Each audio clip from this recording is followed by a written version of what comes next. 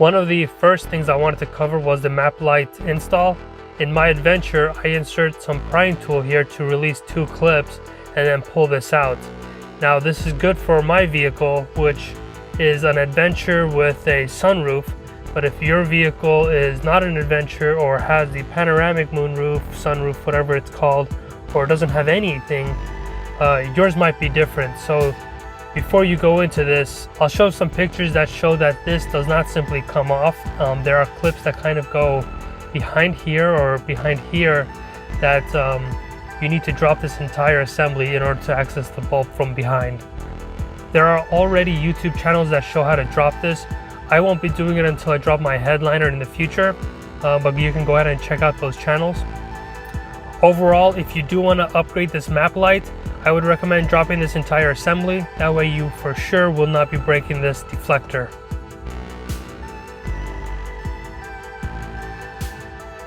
In a video where I showed you this accessory that fits under your climate controls and increases your storage capacity by adding 2 slots, I also mentioned you have access to your USB input and your 12-volt socket.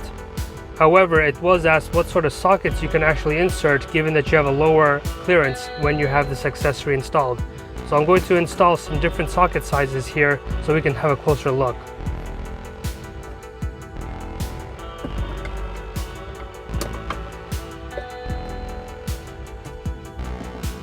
You can see how there isn't much clearance above the socket, it's almost touching it.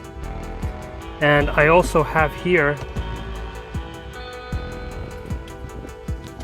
these sort of USB sockets that you might encounter throughout your shopping. This one is an adapter that has a wire included that came with my dash cam, and we will first see if this one would fit. This is a light that I use to shine so I can show you guys better. If I insert this in here, it does not go in.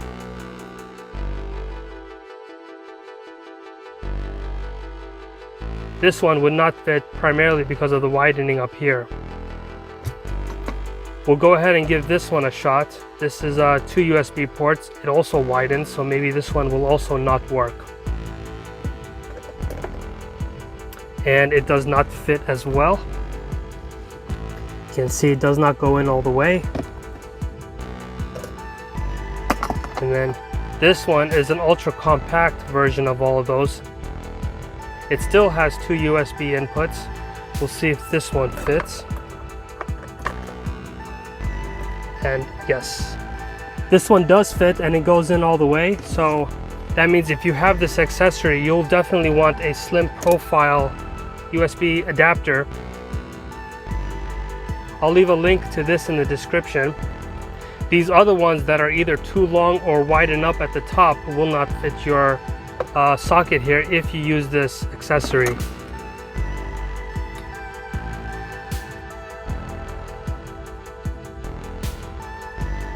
Another question was asked about the rain visors and how much of a blind spot they create along the A-pillar. So your A-pillar is already thick and the visor maybe adds another inch or so into the blind spot.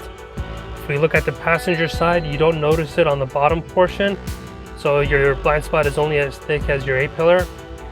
This is primarily a concern if you are making lots of turns like on the hills or mountains. If you have a car on your left side making a turn towards you and then you're making a turn towards the left, you might not see that person unless you move your head in different angles. So definitely be on the lookout.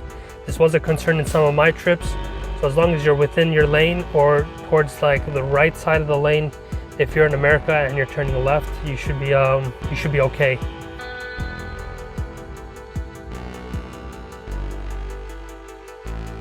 The next thing is the dash cam wiring that I did.